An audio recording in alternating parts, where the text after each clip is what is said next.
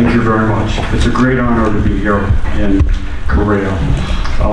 And all the activities that are going on with the OPC technology, and specifically the commitment in the manufacturing industry. And I'm going to talk a lot about that today with what the OPC Foundation has been doing with mainly the help of international vendors and end users, and specifically in the Korean marketplace. So normally my presentation goes about 2 hours, so I'm going to cut this down to 30 minutes here and go through this. First off, the OPC Foundation, actually, I guess I'm getting quite old. I started it in 1995 as an initiative to solve basically moving data from information from process control and factory automation devices to the first tier visualization systems on the standard Microsoft platform. Now with the OPC UA technology that we've developed in 2004 that I will talk about today, it's truly geared towards multi-vendor, multi-platform, secure, reliable information integration for moving data from field devices and applications all the way into the cloud. It is an IEC standard. You do not have to be a member of the foundation to build OPC products. It's truly an open standard. The specifications are available for free. The technology is open source, and certification is available to members and non-members. We are a test to the strength of the organization because the companies on the board of directors include companies like Microsoft and SAP and Siemens and Beckhoff and Honeywell and Rockwell and Schneider and ABB and Yokogawa and Iconics and Astrolab and myself as well. The important things that are happening though in the world is the end users are really demanding open systems. And companies like Siemens and Rockwell, who were competitors for the longest time, are really now working together to meet and exceed the needs of the end users. Companies like Miele and Volkswagen, LG and Samsung are all very committed to the OPC technology, and I'm going to talk more about that today, but they're using the OPC UA technology. We've got a lot of new companies that continue to join the foundation at the highest tier, basically, again, committing to OT to IT convergence as part of our strategy. But if you think back in history of what we're trying to do, I like to think of OPC as the USB of industrial automation. We have to teach the machines, we have to teach the robots how to speak. But now we talk about adaptive learning, we talk about AI, and now what happens is the machines and applications with technology like OPC actually discover each other and they communicate to each other and they're able to share information so we have true interoperability. This is a big advantage of the adaptive learning concept that I'm going to talk about today. So devices and machines basically differentiate themselves no longer on interoperability, they differentiate themselves on the functionality that they provide. Interoperability has to be the standard that has been setting the stage with consumer electronics for so long, which is now expected in all aspects of manufacturing and industrial automation. What I talk about from a UA perspective and OPC UA as a unified architecture, first off I talk about interoperability. I talk about the fact that it's multi-platform. I don't care whose platform, I don't care what operating system, I don't care what programming language, everything has to interoperate together. So we talk about interoperability from that perspective. I talk about data modeling.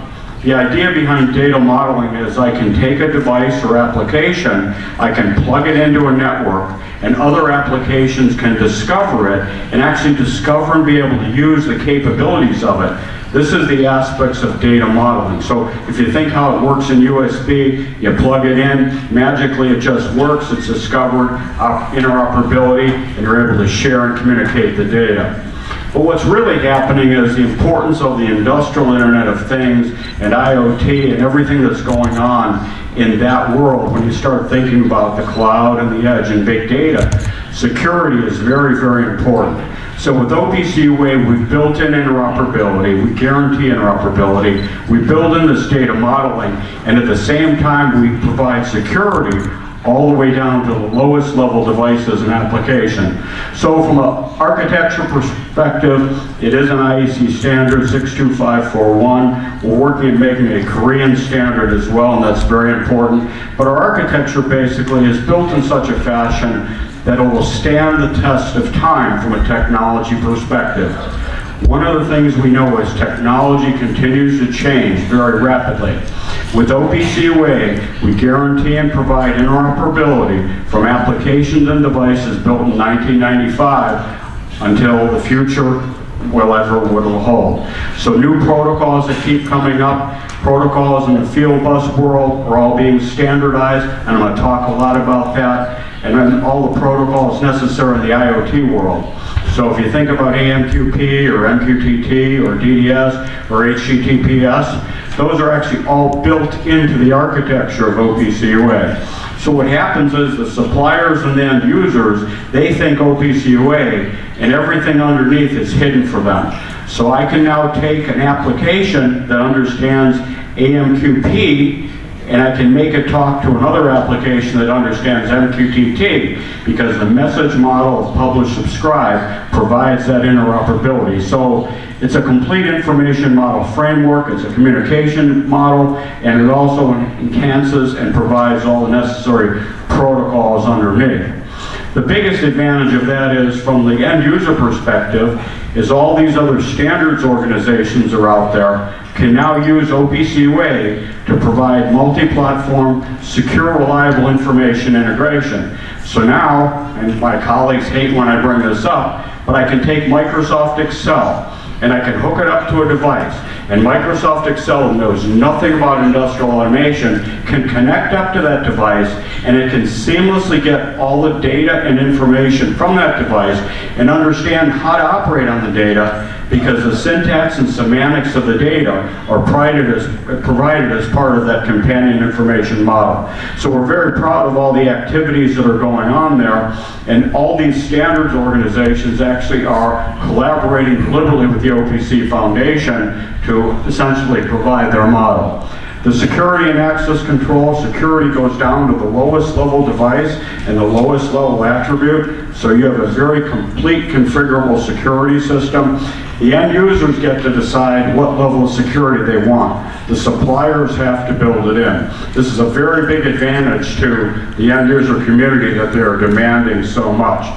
The German government and my German organization is very proud of the fact that with Industry 4.0, the German government has recognized that OPC UA is secure. I keep telling them, but security keeps changing. So we will continue to adapt and we will continue to necessarily basically meet the needs and exceed the needs to make sure that OPC UA provides the highest level of security for the architecture we've provided.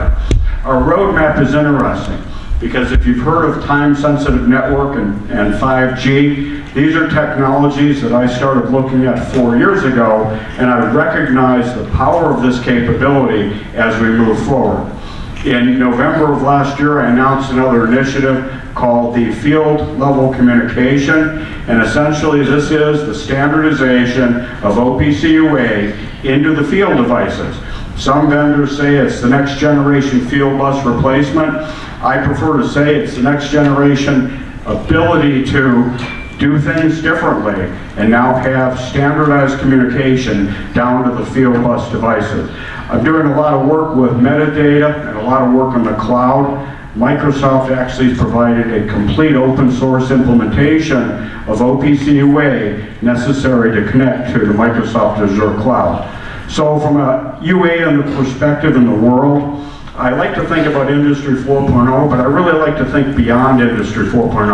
I think about the Industrial Internet Consortium. I think about what my colleagues were talking about yesterday about LNI, and all these other regional equivalents of Industry 4.0. And I apologize, it's actually the Korean initiative of 4.0, not 3.0 of where we're going. The German industry is excited about the fact that OPC UA has been selected as a communication and information model. Again, I'm here in Korea because I want to continue to capitalize on the great work that's going on in the Smart Manufacturing Initiative that I'm going to talk about here in a second. The Industrial Internet Consortium and L&I are all building test beds. We're working very closely with IIC and with L&I, and we're also working with the Smart Manufacturing Institute here in Korea, basically developing test beds and go on.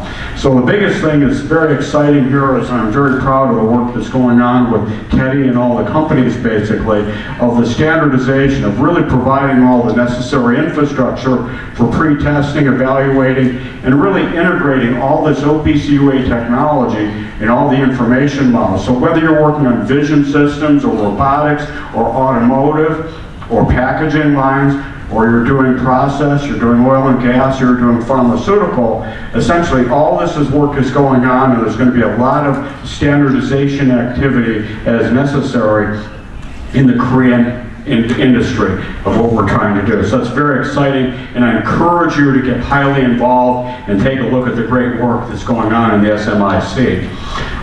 There's a lot of movies that are on the OPC Foundation website. They're all on our YouTube channel we've created. There are some animated videos, there's a lot of testimonials. I'm not going to go through those.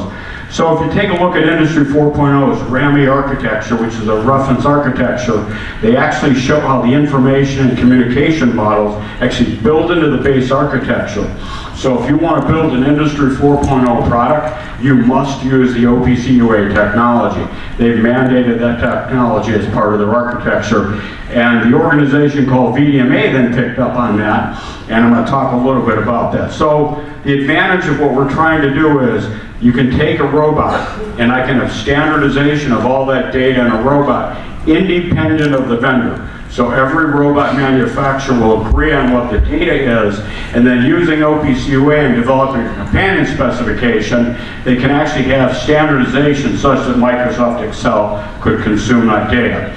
You don't have to build a companion specification. We encourage people to do that, but in many other industries, you have a single vendor that does something, and that just makes sense to go do that. So from a companion specification, once we've standardized on this, all vendors basically build to the same thing. So vendor A and vendor B in this particular case with the companion spec have complete syntax and semantic interoperability for the data. So here are some of the collaborations, and the problem I have is keeping track of all of them. Every year we get a number of new organizations that partner with it. So initially we worked with all the field buses. Then we started working with all the enterprise players. Then we started working with a lot of the vertical markets, whether it's packaging, whether it's automotive, whether it's pharmaceutical, whether it's oil and gas. And these are all very big initiatives that are taking hold.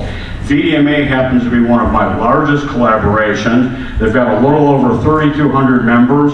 And right now the slide says 15 verticals they're dealing with that are developing OPC UA companion specification. It's actually up to 20 right now, and they're doing this across all industries basically because they want to use the UA technology to basically take their plug-and-play data and move it seamlessly into the cloud. This is an establishment of a lot of the OPC UA working groups that are going, and VDMA represents a very large, broad manufacturing industry. I want to see the same thing happening here in Korea, and I'm already seeing that with a lot of other organizations. So I won't go through all that. One of the things that really I found is very interesting is how the end users are looking at the technology. The end users now, years ago, I always thought, well, are the end users really committed to interoperability? And about 3 years ago, a small oil company called ExxonMobil, and they're not that small, basically came to me and they said, you know what? We're going to build our own open control system in the OT world. And I said, well, but you're locked into vendor A. No, we're not. We're going to no longer tie into that vendor. We're going to demand that vendor basically support interoperability for an open control system. And what ExxonMobil did, they basically developed a whole standard They hired a company called Lockheed Martin that knows nothing about industrial automation. They do now. And essentially they hired them to go build an open control system. So I'm talking open hardware, open software, everything has to be, open source technology. And they've decided to do this. And they did this under something called the Open Group. And they put a lot of money into this, and they've got a lot of other oil companies behind them. They selected OPC UA basically as part of their standard. We've been working with them for quite a while.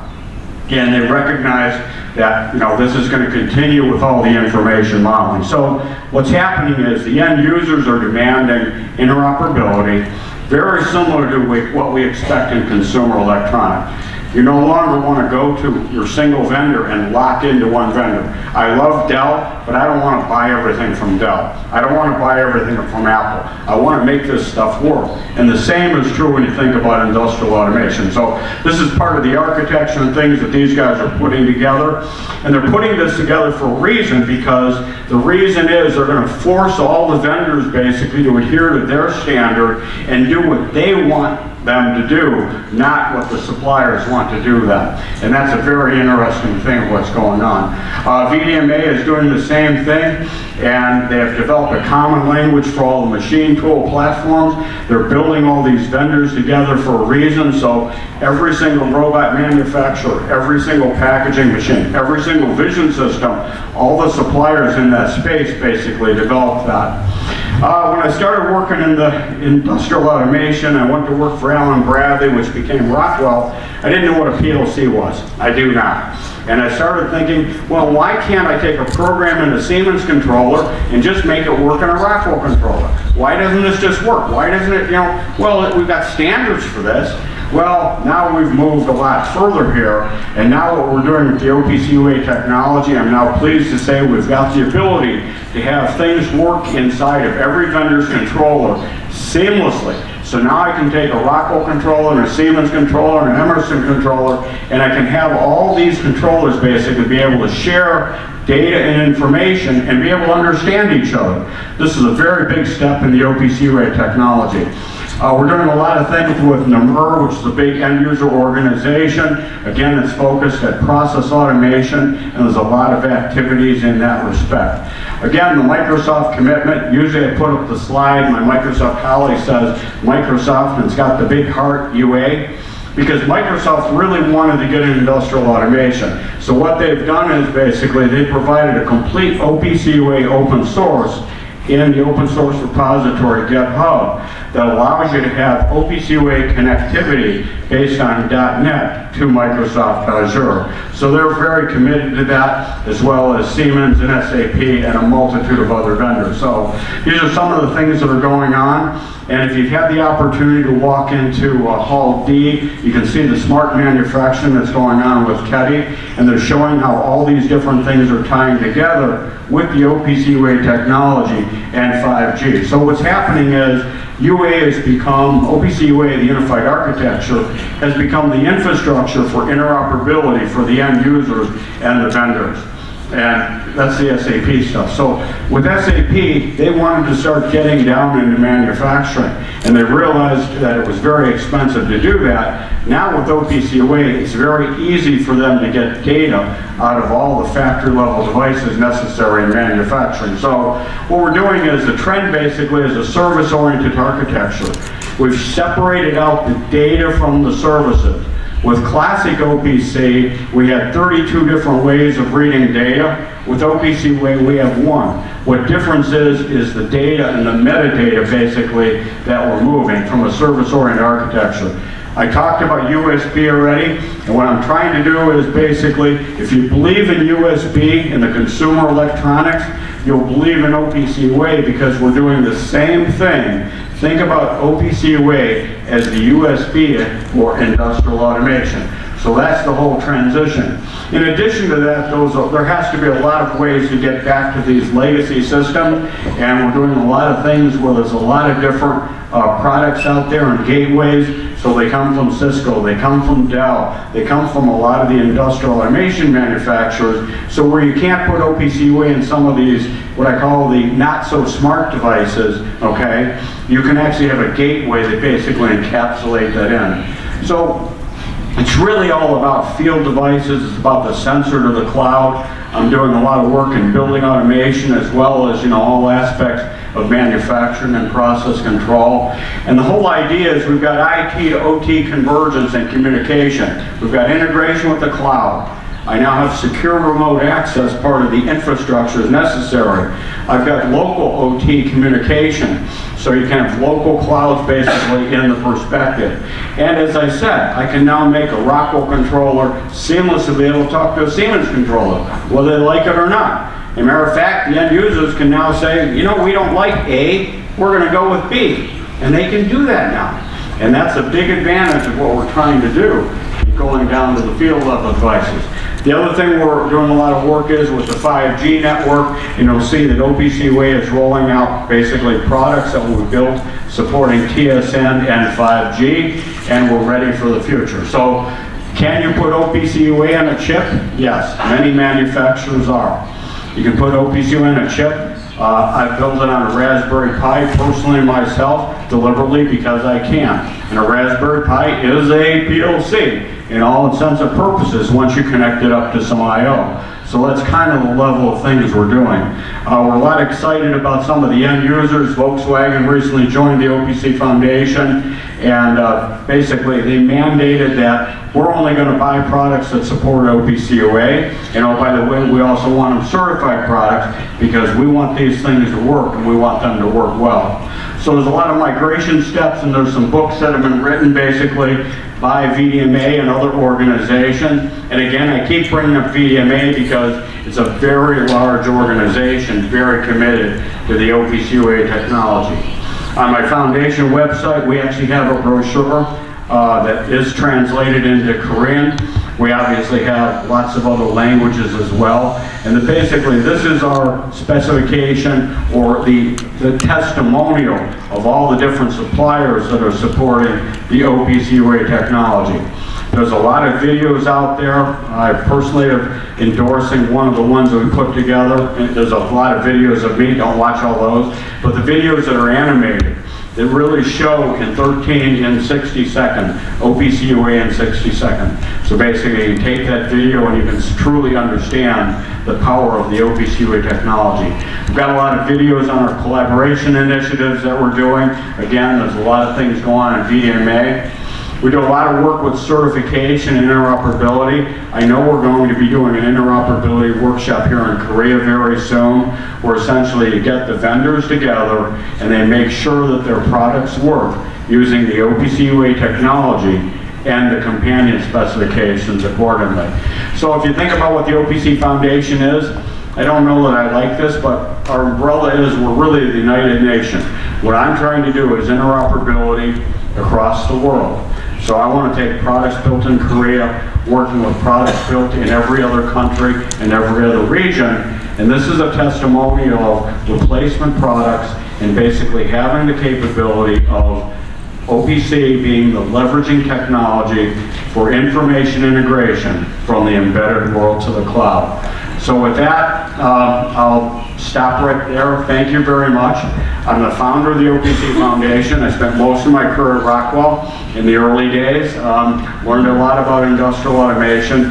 Now I'm out here preaching really, what do we do next? How do we stay abreast of all the technology? What are the other organizations we're partnering with? We're partnering with the oil and gas. I've partnered with the pharmaceutical. Essentially, all these organizations are now driven by end users demanding the suppliers for interoperability. Thank you very much for your time today.